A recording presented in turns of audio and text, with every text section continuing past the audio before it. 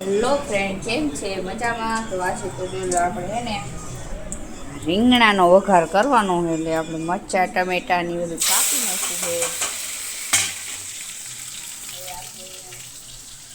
વઘાર કરી નાખું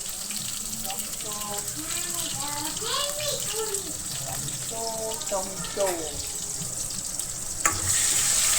તો આપણે જોઈ લો મસ્ત મજાનું રીંગણાનું શાક બનાવવાનું છે. આજ તો છાશ નાખીને આપણે ટમેટા નાખી દીધા છે અને રીંગણા પણ આપણે તેલમાં જ નાખવાના છે.